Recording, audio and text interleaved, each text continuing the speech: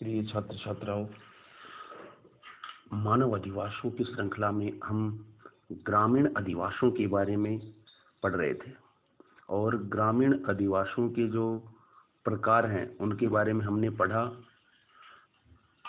जिसमें बताया कि सघन अधिवास, खंडित अधिवास, मिश्रित अधिवास, फलीकृत आदि। अब हम आगे पढ़ेंगे ग्रामीण अधिवासों के प्रतिरूप।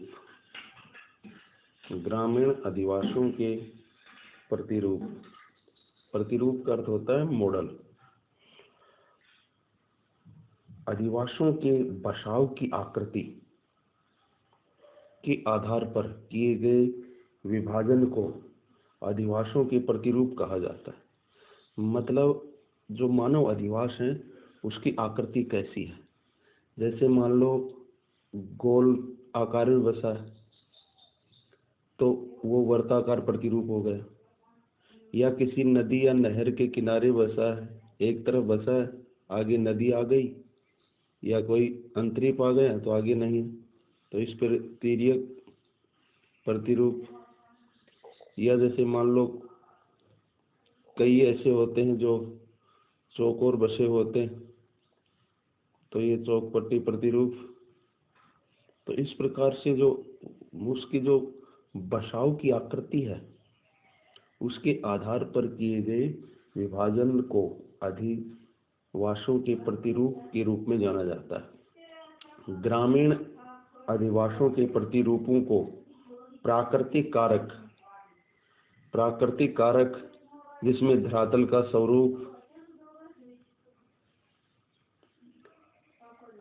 नदियां, जलाशय, अर्थात ये धरातल के स्वरूप कैसे उसके आधार पर, ऐतिहासिक कारक, सामाजिक और सांस्कृतिक कारक, परिवहन मार्ग, धार्मिक स्थल आदि निर्धारित करते हैं। कई बार होता है कि जैसे मान लो कोई धार्मिक स्थल है, धार्मिक स्थल के चारों ओर लोग है ना, जैसे मान लो ये धार्मिक स्थल है, उसके चारों ओर लोग बस्तियां बस जाती, तो ये गोल प्रतिरूप बन जाता है, वर्ताकार प्रतिरूप होता है। जैसे हमारा खाटू श्याम जी है, खाटू श्याम है वो इसी प्रकार से, जैसे खाटू श्याम जी का मंदिर है मध्य में और चारों तरफ गांव बसा है, तो ये वर्ताकार प्रतिरूप हो गया।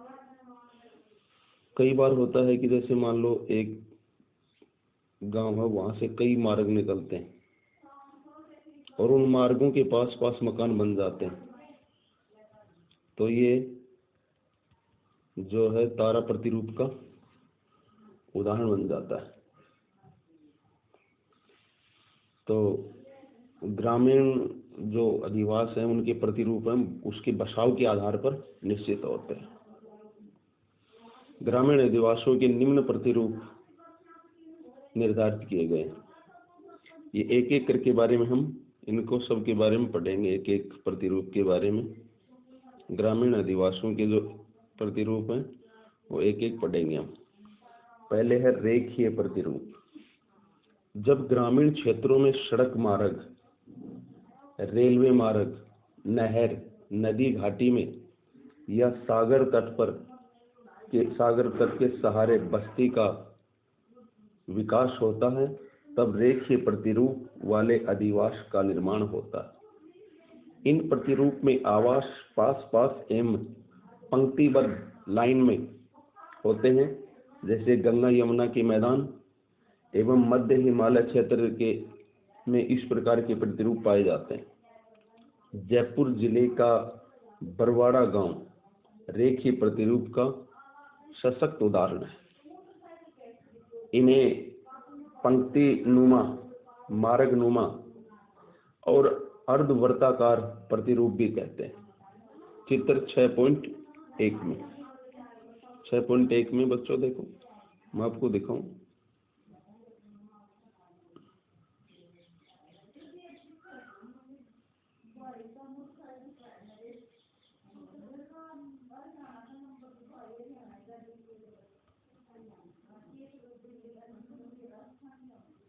अर्धवर्ताकार प्रतिरूप।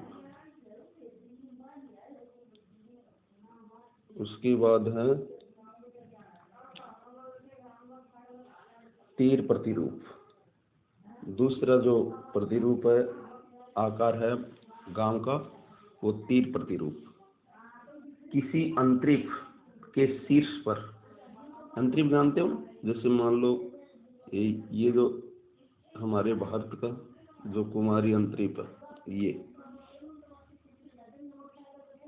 इधर समुद्र है चारों तरफ, और ये अंतिम जो छोर है ना, ये अंतरिप हो गया, ये अंतरिप है। जैसे मान लो ये कुमारी अंतरिप, ये अंतरिप, क्योंकि आगे अब बसाव नहीं हो सकता, समुद्र आ गया, तो इसका जो बसाव है वो एक तीर के रूप में होता है।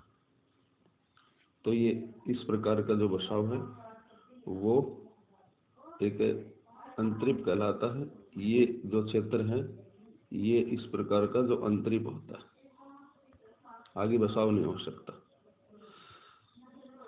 किसी अंतरिप के शीर्ष या फिर नदी विसर्प के सहारे, नदी विसर्प जानता है ना, जैसे मान लो नदी ऐसे बल खाती हुई चलती है, इसे नदी विसर्प कहते हैं। जैसे मान लो इधर बसाव हो जाना, इधर बसाव हो जाना, इधर बसाव हो जाना, ये नदी विसर्प होता है। तो किसी नदी विसर्प के सहारे या दो दोआब के बीच, दोआब जैसे मान लो दो नदियां बह रही हैं, उनके बीच की जो भूमि होती है वो दोआब कहलाता है। तो इस प्रकार के जो बीच विकसित अधिवास, विकसित अधिवास का प्रतिरूप प्राय तीरनुमा होता है।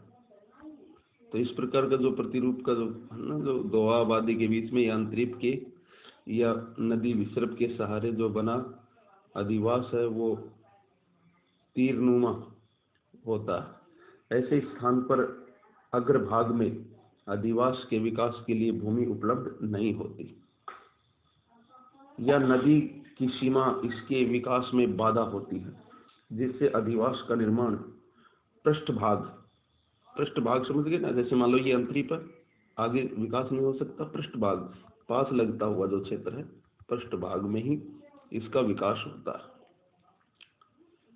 जैसे दक्षिण भारत के कन्याकुमारी और उड़ीसा में चिल्का तट पर बने अधिवास आदि इसके उदाहरण हैं।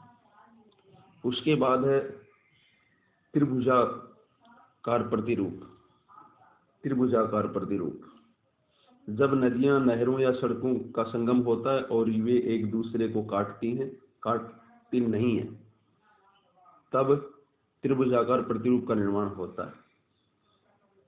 ऐसे संगम स्थलों पर अधिवासों को विकसित होने के लिए दोनों नदियों, नहरों या सड़कों का निर्माण त्रिभुज के अंदर की भूमि पर ही अधिवास विकसित होता है। भारत में हरियाणा और पंजाब में ऐसे अधिवास उपलब्ध होते हैं, मिलते हैं। जैसे बच्चों, जैसे मान लो एक नदी बह रही है, दूसरी नदी इसके पास आकर के इसमें मिल गई, या मान लो बह करके ऐसे ऐसे चली गई, या फिर इसमें मिल गई, तब क्या होता है कि इसके सहारे सहारे ना अधिवासों का निर्माण हो जाता है। तो ये त्रिभुजाकार प्रतिरूप का आकार ले लेता है। और हरियाणा और पंजाब में क्षेत्रों में जैसे मान लो नहरें और नदियां अधिक होने के कारण इस प्रकार के जो प्रतिरूप पाए जाते हैं। तो ये हुआ तुम्हारा अब तक का जो, कल मैं आपको आगे के जो प्रतिरूप है, आयताकार या चौकपट्टी प्रतिरूप, अरीय प्रतिरूप या और अन्य इसमें जो भी दिए गए हैं, उनके बारे में आपको विस्तार से पढ़ाऊंगा। इनको जो अब तक पढ़ाया उनको ध्यानपूर्वक पढ़ें। धन्यवाद।